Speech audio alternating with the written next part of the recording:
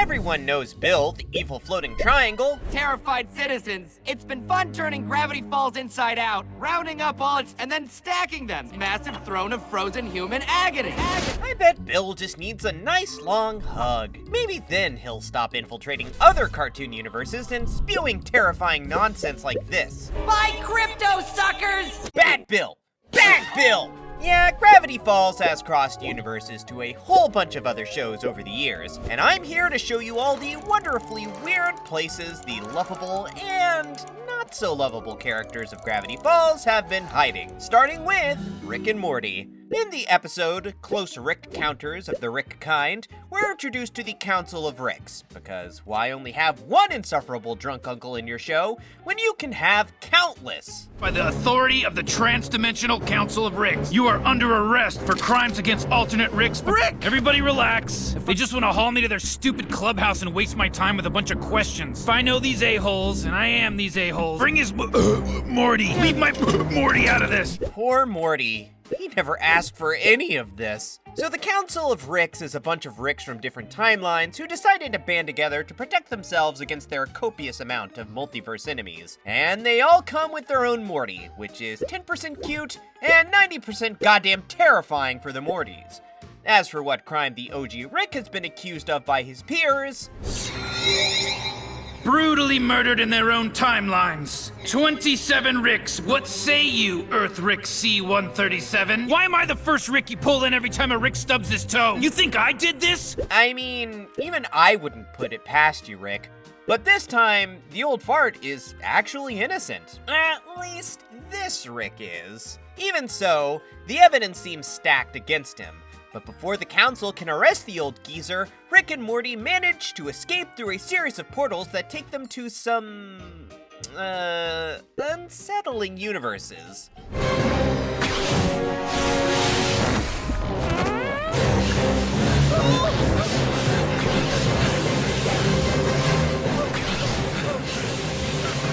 I just have so many questions. Anywho, they end up in some weird dodo universe where Rick opens up multiple portals to confuse the other Ricks and get them off their scent. But watch closely what happens when the duo jumps through one of the portals. They could have gone into any one of these. Oh, jeez. We lost them. Yes, your eyes do not deceive you. For that is, in fact, a pen, a book, and a mug that just came flying through that portal. But from where? The secret underground lab where Grunkle Stan built his own portal. That's where. For those who don't remember, Stan built this interdimensional portal to bring back his long-lost brother Ford.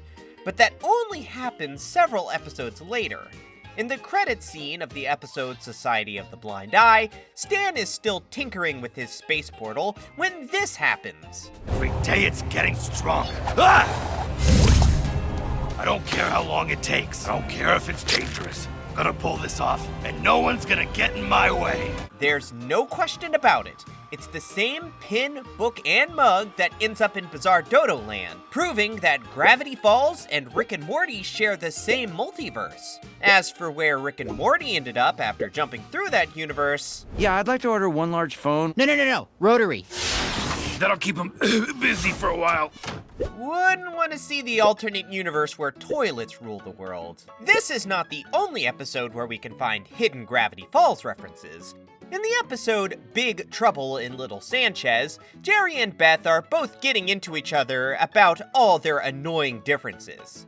Which is, to be fair, a lot. Am I married to a mean, unfair monster that always hurts me? Here we go, right to the victim role. Jesus Christ! Will you fix your marriage or get a divorce already? Harsh, but then again, somebody had to say it.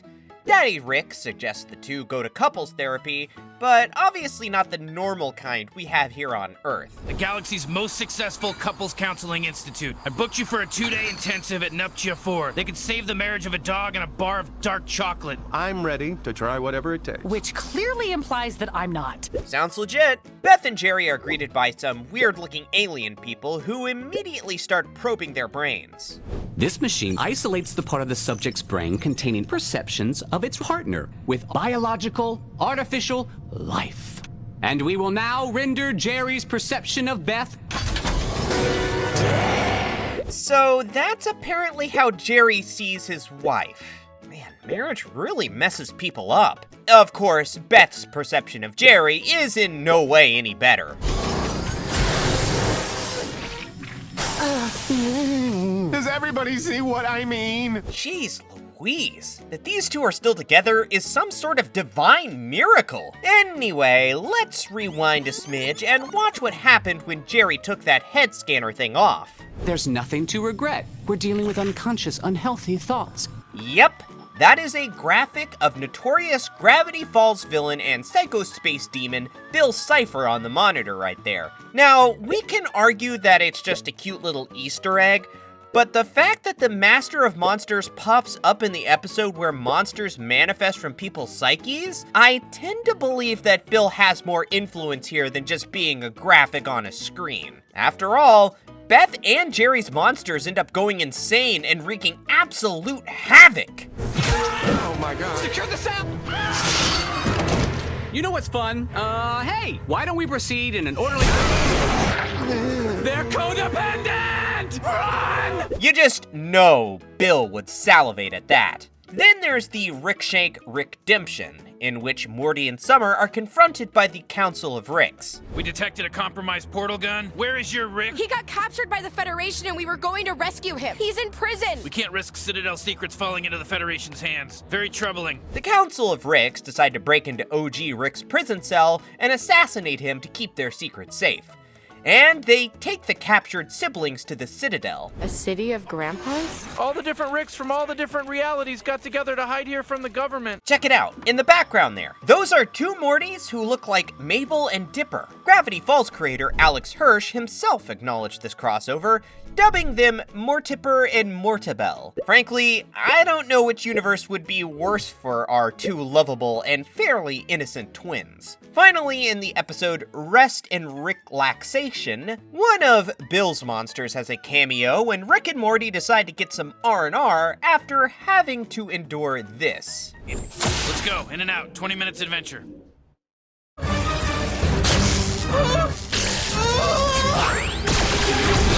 up, Morty!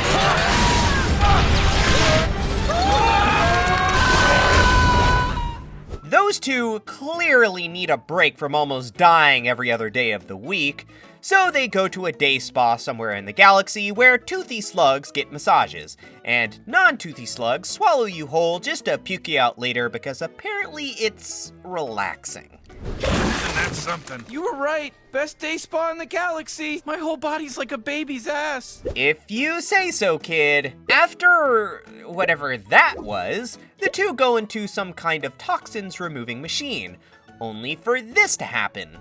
Rick, is this thing supposed to be making this? Morty! Morty! Oh, what happened? We blew up, idiot! Yikes! Apparently this is where all the toxins go, and Rick and Morty are soon being chased down by some ugly-looking monsters. Run, Morty! Everything hurts. Because you're worthless! I'm a genius! I don't have time for this. There, in the bottom left corner, is 8-Ball. Remember 8-Ball?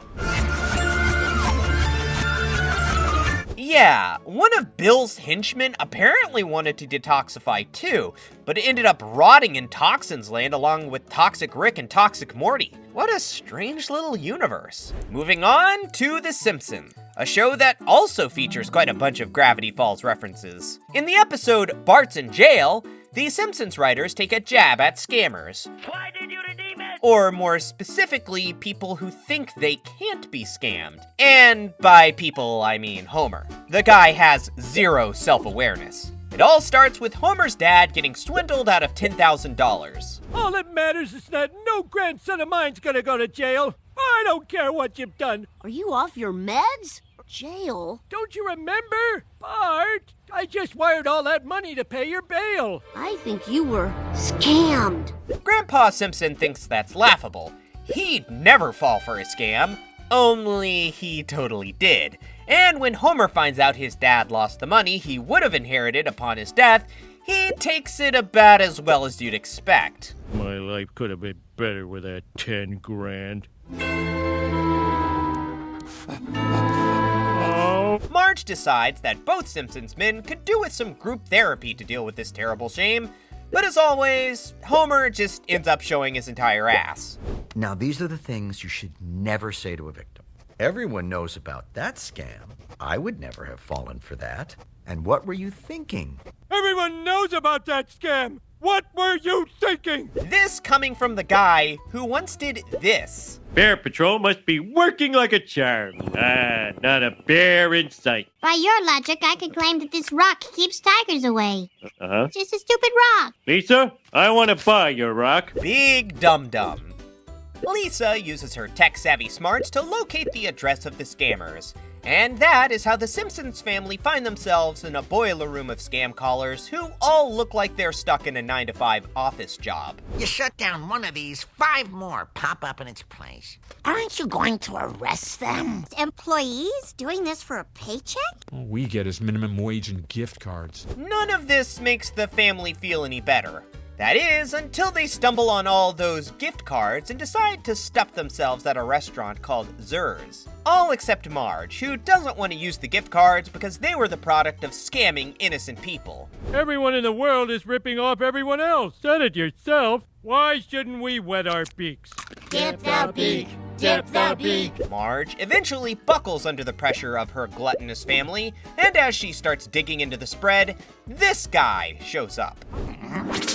My victory is complete. We're all seeing the freak in the sandals, right? That we are, Bart. That we are. Freakin' Sandals ends up being none other than Loki, god of mischief, master of deception, and of all scammers. And here comes the cameo. Many names and take many forms. Buy crypto, suckers! There's old Bill, endorsing crypto like a maniac. It makes sense to suggest that Bill is just another form of Loki, what with both of them being completely insane and intensely chaotic. After all, being Bill is probably a step up for the Norse god and shapeshifter who has a timeline where he's a freaking alligator. It's not the only time Bill infiltrates the Simpsons universe. In the show's 750th episode, Homer's Adventures Through the Windshield Glass, the opening sequence features 750 characters. See how many familiar faces you can spot.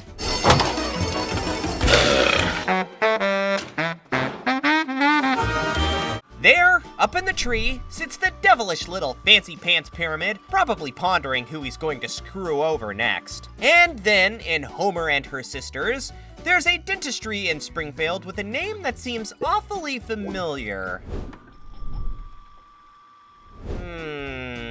Teeth. What does that remind me of? Right, of course! Cavity Falls is both a wordplay on Gravity Falls and a reminder that Bill loves removing teeth as much as dentists do. Now on to perhaps a slightly lesser known cartoon, but a pretty cool Gravity Falls reference. It's the cartoon episode in Wander Over Yonder. This show is about a little guy named Wander who travels the galaxy and helps free people across the universe from the evil Lord Hater. Cruising through outer space, smart men feeling ladies want to be near him. Lord Hater never fails, open and secret door. What you've just witnessed is a snippet of a propaganda cartoon made by Lord Hater's groupies called the Watchdogs on his request. Lord Hater claims the film is to remind the universe who is the most powerful being in, well, the universe. But one of his minions is so onto him. This is to impress Dominator, isn't it? No! What? But if she happens to see this and finally realize how awesome and kissable I am, so be it. I want to hear what I sound like as a cartoon character. Now shut up! Pretty much like every other villainous cartoon character, buddy. So this Dominator is the actual main villain of the show, and all Lord Hater wants to do is impress her with his evilness. Which is why he's really not happy when his watchdogs decided to add an unexpected plot twist for funsies.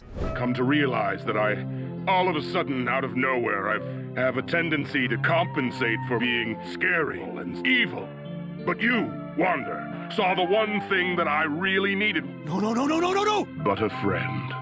Take my hand, friend. Cue montage of Wonder and Lord Hater frolicking around on screen, while the actual Lord Hater loses his marbles and tells his one-eyed minions to burn the film. lest Dominator see it. Never let anybody see this cartoon ever! Well, sir, but we're broadcasting this live. Oops! That's not great for this guy. To make matters worse for him, Yonder is in the theater, watching it all alongside him.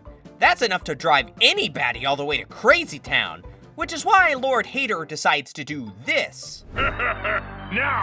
Before an audience of billions, you're putting me on your TV show? I will finally destroy you! Oh, that's awful sweet of you. Don't! What? No! Don't step on my lines! Yes, sometimes your fans will ruin everything. And Dominator did, in fact, see it all. But she finds it so lame that she switches channels, only to see this. Lame. It's the Mystery Kids Mysteries, Mavis's haunted sweatshirt. This week the gang solves the case of Driving mysteries. Ruff Ruff. Okay, so that's the Gravity Falls tune and the Gravity Falls Core 4. Only they're based on both the original Mystery Gang of Scooby-Doo fame and the Jetsons. Both iconic cartoons created by the legendary Hanna-Barbera Productions. Fitting for an episode about cartoons, and way more entertaining for Dominator's taste. Now that's a cartoon. While we're exploring what the Gravity Falls characters would look like as animals and whatnot, things turn a little weird in an episode from the series called Amphibia. This is a show about a young girl called Anne who lives in a marshland surrounded by frog people. I know, right? That most definitely sounds like some weird metaphor for something. Anywho, in Wax Museum, the traveling family planters and their human sidekick find themselves in a quaint little town called Stony Gulch. Unfortunately, they're broke, but Anne soon uses her freakishly big looks to remedy that. Don't cry. I'm just weird. I'm not a monster. See? Ta-da! Ooh. Mommy, give the freak money! These frog people clearly don't see many performing artists. Nonetheless, Anne literally collects a bucket of money by punching herself in the face, and the gang decides to visit a local attraction called... An A-frame house surrounded by forest trees? It's screaming Mystery Shack already, and it gets more obvious when they enter this curiosity hut.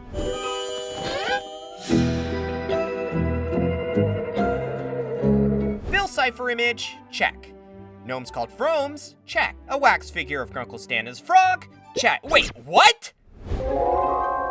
It's actually pretty lifelike. Even smells real. Hands off the merchandise! Ah! Oh my god! That is Grunkle Stan as a frog! Voice and everything! Welcome to my Museum of Oddities. Works every time. I go by many names, but you can call me the Curator. Okay, Frog Stan the Curator. This is obviously some alternate timeline where everyone except Anne is a frog. And that is literally as far as the differences go. I've traveled all over Amphibia. Oh, and over here, Airbug, the bug ball playing praying mantis. There's nothing in the rule book that says a mantis can't play bug ball. The two-headed love dove. Marriage allegory in there. Feel free to look around. Breathing in the dust will be extra. Yep, that's slimy old Stan all right. Anne soon strikes a deal with him to use her curious largeness to make some money together. Of course, Anne doesn't know that she needs to watch out for Stan and his devilish plans. I'll make you a deal. Say no more, kid. One day of you in exchange for the skip thing, you got a deal. You won't be disappointed, dude. This is huge! Come back tonight after closing time and we can discuss. I like the sound of that. See you later. We just hit pay dirt, Frog Zeus. Do you ever get the feeling that we exist simultaneously in multiple parallel universes? You been licking yourself again, Frog Zeus? Well, there you go. Guess I don't have to explain it any further. Thanks, Frog Zeus. That also explains why the Stan in this timeline is way more evil than the one back in Gravity Falls. Everything here is real. Nothing's fake. Real and frozen in wax. Yep, this all tracks. Frog Stan is nasty. Luckily, the Plantars realize Anne is missing and rushes to save her from becoming Frog Stan's new wax monster. All with the help of Stan's other wax monsters. Wax Demon, enjoy being mush, you... You filthy animals! Stay back, you'll never catch me! You definitely caught me! I'll cut you all in on the profit. 10%! 11.5%! I'm not going to 12. Stand being stand till the very end. And of course, it should be noted that the whole wax figures plot is very reminiscent of the Gravity Falls episode, Headhunters. The Mystery Shack wax collection was born. But when your uncle went to sleep, we would rule the night. Hey, I told you to stop that. Make me. This entire episode is basically one big homage to Gravity Falls. More references pop up in other episodes too. In Trip to the Archives, the Plantars visit the town's archives to try and figure out how they can get Anne back home. And this archive seems to have everything. Even a kick-ass security system. The door to this place is set on a sunlight timer when the sun rises and deadlocks when the sun sets. Ooh, fancy. But every member of the Plantar family soon gets distracted by other things, causing Sprig to try and turn what he deems as a boring pastime into an adventure. That's not right. The door's shut. The lens is missing. By forcing us to dive in. Maybe somebody is trying to prepare us. Me, I did it. Not sure you thought this one through, buddy. Sprig ends up breaking that crystal and trapping them all inside indefinitely. Or at least until someone comes to visit the archives and open the door. Well, when was the last time someone came down here? I checked the logs and it says, well, 3 years ago. Well, that's not great. Insert montage of the gang looking for ways to escape the bookroom death trap, including a method that involves creating a fire but somehow not burning the whole place down, and eventually suggests they try to escape through the skylight, and they build a tower of books to get her up there. But watch what's hidden between all these books. Do something! I'm seriously stuck! I got this. There, see that book hiding on the left side of the stack with what looks like a hand? That looks like the journal in Gravity Falls, which would make sense since an alternate version of Grunkle Stan already lives here. Then again, by that logic, maybe this is actually the journal. I suppose if I'm honest, I do feel somewhat of a rush. See that book with what looks like a frog hand? Yep, that would make more sense. In the episode After the Rain, a famous Gravity Falls hat can be found in a very unusual place. Sprig and Polly are trying to find Anne's stolen music box, and they learn about these strange animals called the magpie beetles. Every 20 years it burrows to the surface and steals junk to make its shell. The magpie beetle is a rare breed that lives underground. It presents that shell to prospective mate, the Love-Nado Okay, moving on from that. The two come across this Love-Nado dance where they spot Anne's music box but end up in the middle of what can only be described as the prelude to an insect orgy. Luckily, Anne and Hop Pop come to save them. And watch what happens when Anne grabs them to pull them out of the water.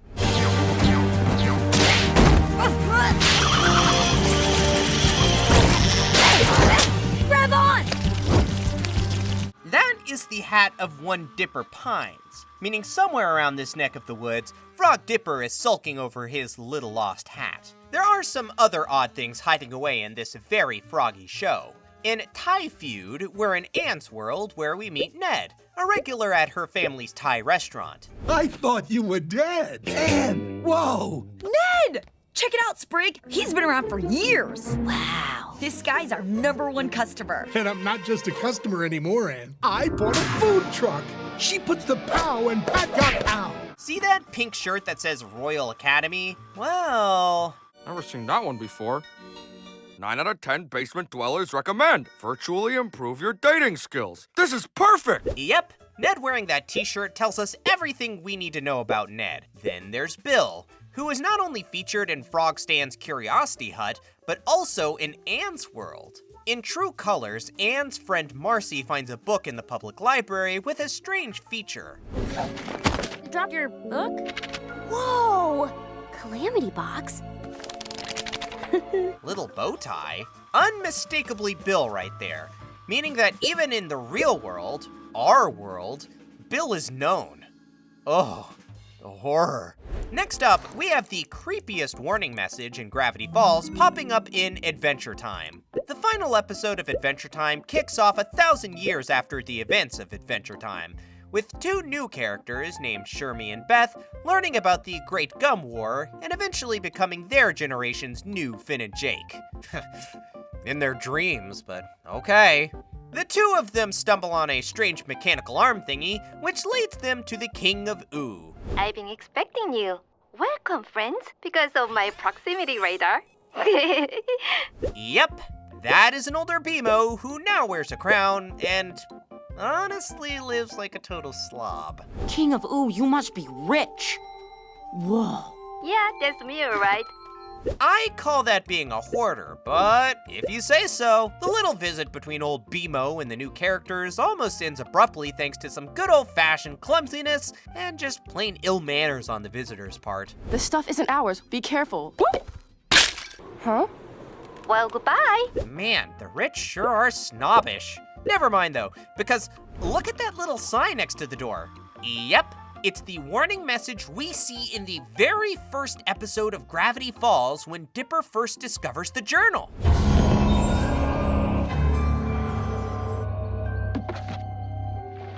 What is all this? I'm being watched. Unfortunately, my suspicions have been confirmed. Hide this book before he finds it. There is no one you can trust. Trust no one. Words to live by. Anyway, among all the memories and mementos from BMO's past, is the little journal note. Does this mean BMO once crossed paths with the folks of Gravity Falls and replicated the journal? Or somehow managed to rip out a few pages before Bill did this? No! The journals! Given that BMO is an AI who has literally traveled the universe, visiting a little town where a space-time rift occurs doesn't seem all that far-fetched. In any case, it's not like BMO would have been the only sentient video game character to ever infiltrate the town of Gravity Falls. It's not like I'm going anywhere. I'll take BMO over Jiffany any day of the week, thank you very much. Next, we have a really interesting cameo in a show called Star vs. the Forces of Evil. In the episode Starstruck, a character named Mina Loveberry visits Star and Marco's planet. Apparently she's on vacation due to doctor's orders, and she came to Earth to see everything. What are you doing on Earth? Doctor's orders! I'm on vacation! What are you gonna do on your vacation? Or I guess you can say it like that.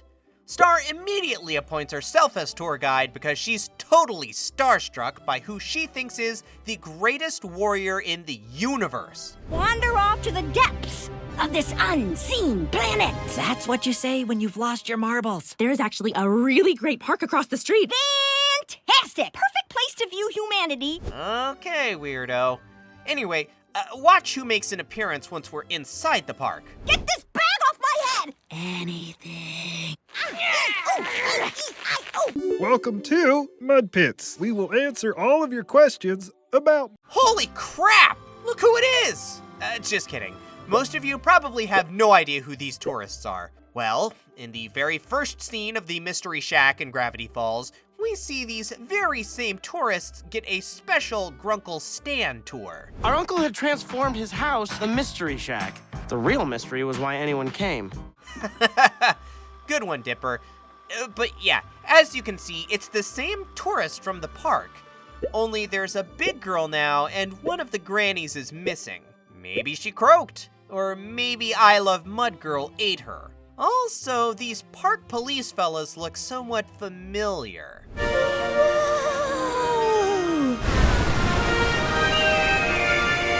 Gotta stop lying to the tourists about that geyser, man. But it sure is fun. Skinny white dudes with long noses, round black dudes with big mustaches.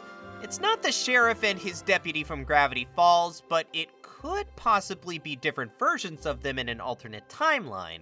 Meaning that either Star versus the Forces of Evil and Gravity Falls share the same world, or these innocent-looking tourists are actually multiverse travelers. As cool as that may sound, it's probably just the shared universe thing though, because Mabel's favorite boy band also exists in the world of Star. School. I guess I'm going to school. School. See that sticker inside Marco's locker? Yeah, it's several times. The band that made Mabel turn her boy craze up to 11. Several times. What's the opposite for subliminal messaging? The Mystery Shack also seems to be popular in Star's universe. The episode Bon Bon the Birthday Clown starts off with a flashback of one of the old bear's birthdays. Hey, it's back! Witchcraft! You blow them out? They come back. Oh.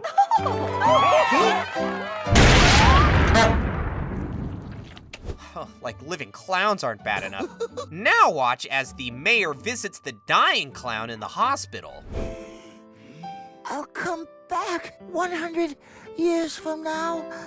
Just like candles. It is widely believed that that right there is a painting of the Mystery Shack. Could it be a painting of the house that would eventually become Grunkle Stan's moneymaker? Or does this suggest the story of Gravity Falls played out in Star's past, 100 years ago? Because that would surely mean that those Gravity Falls tourists were time travelers after all. A certain Gravity Falls garden species also features in Star's universe. When Star and her posse go on a mad shopping spree, watch carefully what ends up in her trolley. It's beautiful.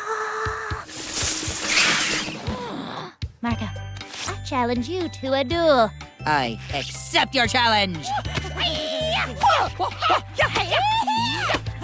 Yep, that is most definitely one of these guys.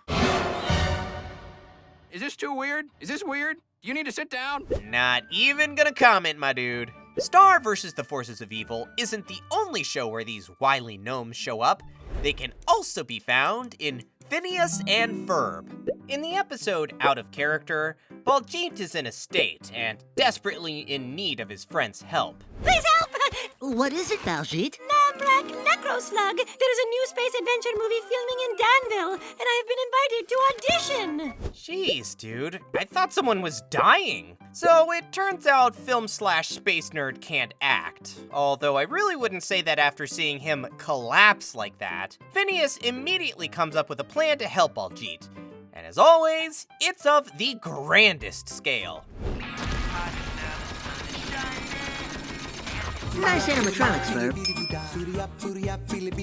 Come on, ladies! And why is Buford filming this? How these kids can afford all these things is beyond me. Anyway, with the set done, it's time for Baljeet to experience, as Phineas puts it, the real thing. How can I act with this? I can see these vines are just painted ropes. You might be overthinking it. Yeah, it's just that is a chair. That one over there is Buford covered in hair. The garden gnome has been sprayed with chrome. You know, I'd feel bad for them spraying one of the gnomes like this, but then again, if angered or left unchecked, these little guys can do this.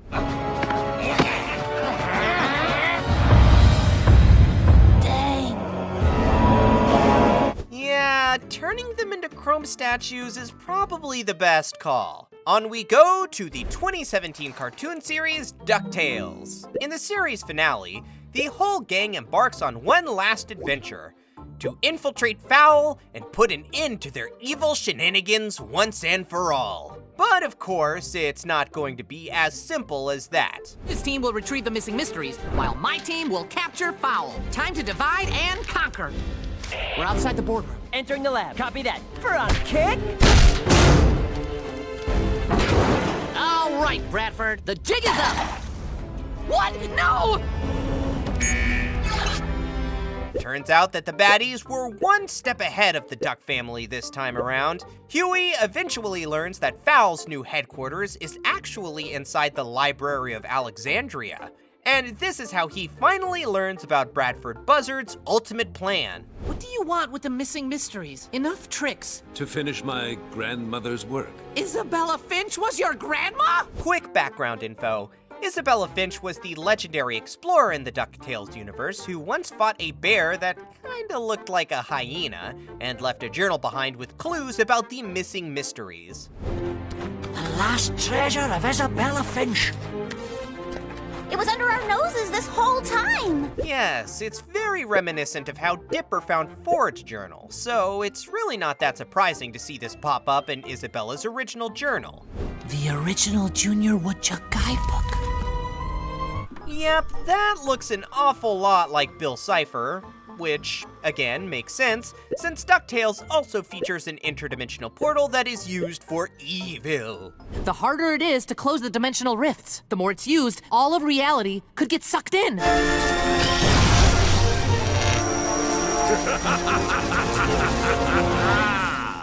A portal that can summon some bizarro villainous characters? Where have I seen that before? Oh yeah, right.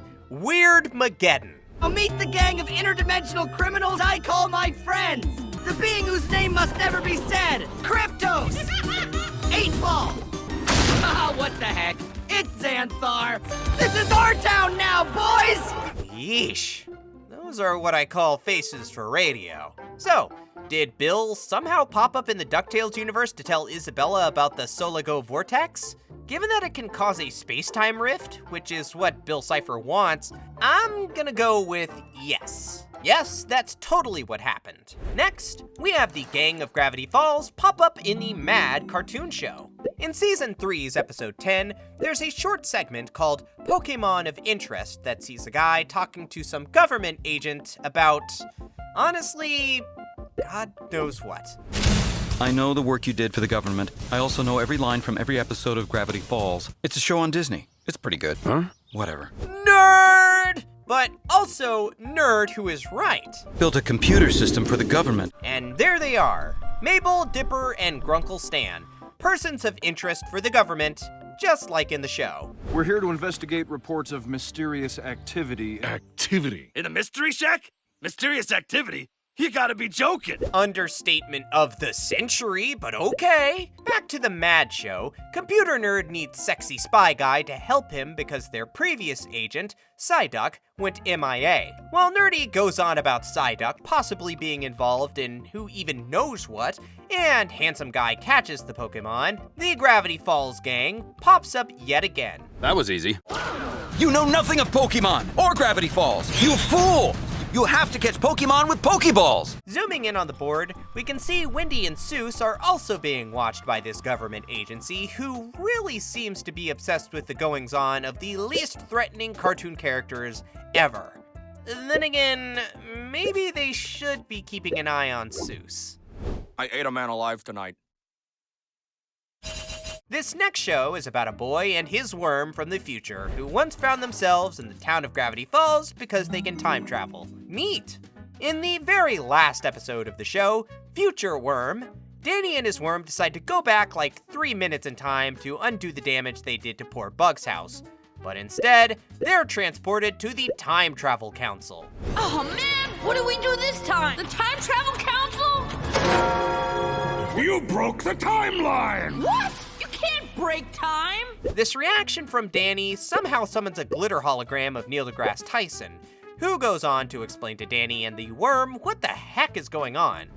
I'm afraid Sandra Cronon is right, boys. You to a degree. And future Granny Danny, you can now only move forwards in time. Changed time so much that it broke. Oh, whoa. Just give me the nuts and bolts, NDT. I don't have all day. Yeah, I'm with Richard Branson as a worm over here.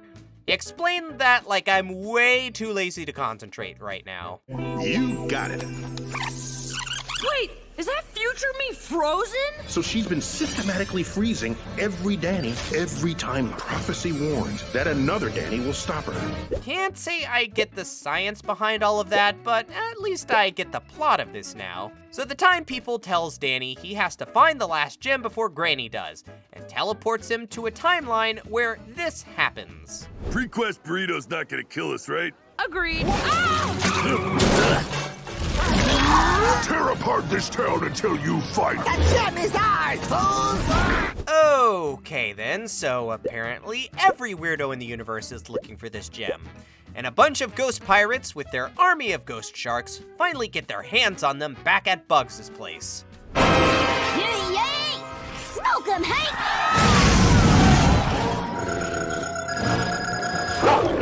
The gem's in the middle beast!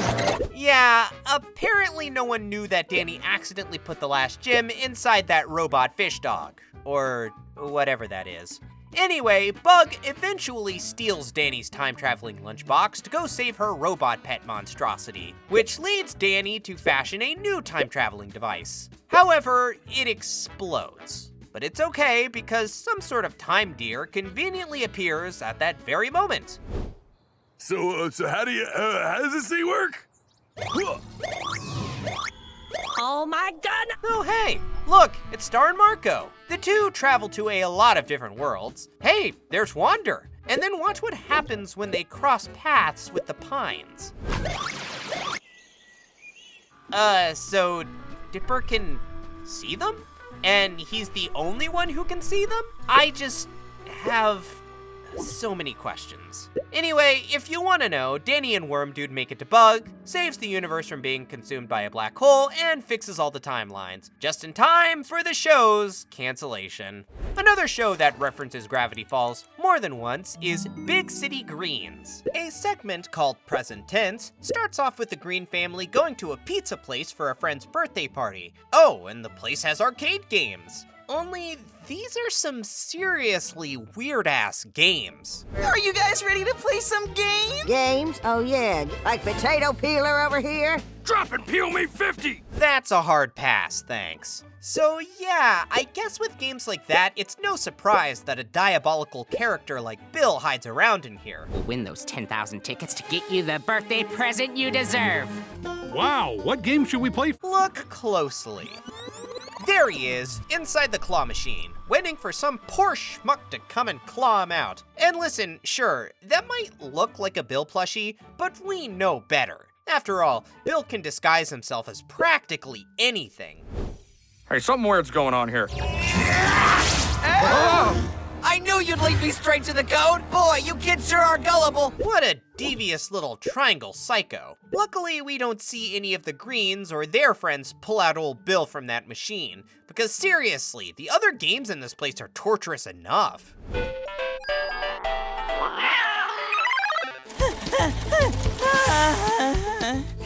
How many tickets did I get? Come on. Seems more like a gym than an arcade to me. Gotta earn those pizzas, kids. There's also a character in another episode who looks an awful lot like one of the twins. In the Delivernator, Gloria is tired of Cricket taking his damn time delivering orders while she has to do all the work at the shop. When she learns about a robot who can do deliveries instead, she puts them to the test. Whomever returned to the cafe fastest and can deliver these orders will get the honor of being our deliverer, and the loser has to work inventory. But I hate inventory! Yeah, I'm not so sure, Cricket.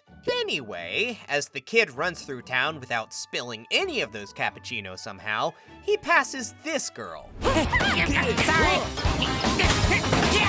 Listen, if that's not the face of this world's Mabel, then I don't know what is. She has the eyes, the headband, even the braces. Also, see that sweater? It has a llama on it, just like this one. Fine, I'll wear it, but I'm not gonna like it. And lastly, that dog dressed as a unicorn? So on this quest, I am literally obsessed with unicorns. I once made my own unicorn by taping a traffic cone to a horse's head. My first word was unicorn. Are you even looking at the sweater I'm wearing right now? That's 3 for 3.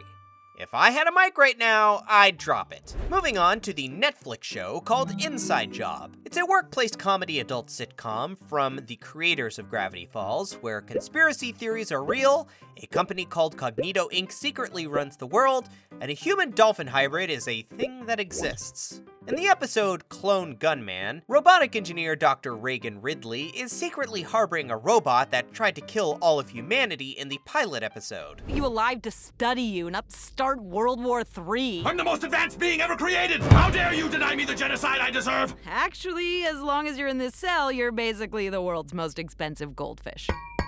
That expensive goldfish, however, doesn't stay a secret for too long when Ridley and her coworkers have to hide from a bunch of cloned John F. Kennedys that had somehow turned into one giant JFK clone blob. There's a sentence I never thought I'd say. This company creates some seriously messed up stuff. The out-of-control clone blob forces Ridley to expose her secret, but her fellow coworkers actually beat her to it. This place is fingerprint restricted. How did you guys get down here? Talk to your own hand, Reagan. We want answers. What the hell is this? Oh, look. You brought the whole family. Love the hijinks. I've been binge-watching you on the surveillance monitors. About those surveillance cameras. See the top right monitor up there? On that notice board is an image of Bill Cipher with his little hat. This can mean either one of two things. Bill is either a person of interest to the people of Cognito Inc., or they somehow work with them? Given that these are the kinds of people who do things like this to cover up the fact that Terminator guy almost nuked planet Earth. We almost got nuked, and then they had to go straight into a cover-up. Cut him some slack. I had to implant a subdermal shock collar in the president. My fellow Americans. Trade is bad. I had to derail a whole news cycle by leaking Prince Charles's nudes. I had to reheat the Cold War. It's not too much to think that they might be covering up working with a sicko like Bill Cipher, too. That could also explain why they work with abominations like Dolphin Dude. We all know how much Bill loves his abominations. It's the stuff of nightmares. Bill also shows up in one of the most cash-grabbing cartoon titles I have ever heard in my life, Rainbow Butterfly Unicorn Kitty. In the first episode segment, called Anubis Newbie, main cat Felicity and her best friend Miguel find themselves in some strange Egyptian underworld because Miguel is an Anubis and a magical guitar transported him to his destiny. I know, it's weird, but let's just go with it.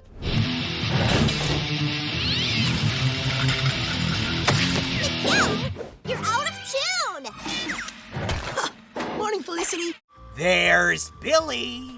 It's the tie that gives him away, and also the whole underworld thing. And also this terrifying addition to this place. Oh, let's find out. Miguel. That got Bill written all over, even though the rest of the episode is pretty tame compared to Bill's shenanigans in Gravity Falls. Anyway, if you really want to know, Miguel passes all the tests and becomes an Anubis king, but then immediately gives up his reign to rather stay with his kitty friend. Way to waste everyone's time, little chihuahua.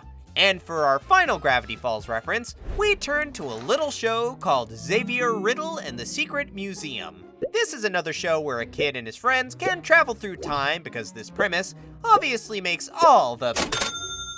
But this is also kind of an educational show. So in the segment, I Am James Naismith, the kids travel to meet the man who invented basketball. And they travel via a secret museum.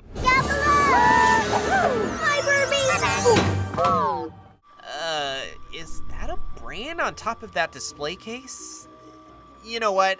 I don't need to know. So the kids travel to go meet Naismith, learn how to be creative and invent games instead of just playing games on their phones like zombies all day, and they travel back to figure out how they can play hockey without any hockey sticks. But check out the display case behind this uncontrolling bouncing ball. Where'd it go? Yep, that's it. Look familiar? It's Journal 3 again, the book that started it all in the world of Gravity Falls. Why would Journal 3 be in a secret museum where kids can time travel? Well, there's only one explanation. Bill must be lurking somewhere here, too. I can't prove it, but at this point, it is the only thing that makes sense. Bill is everywhere, and in everything. God help us all. But listen, if you really want to know just how bad Bill is and how dark the little dude can go, click on the next video about the most disturbing episodes of Gravity Falls, if you dare.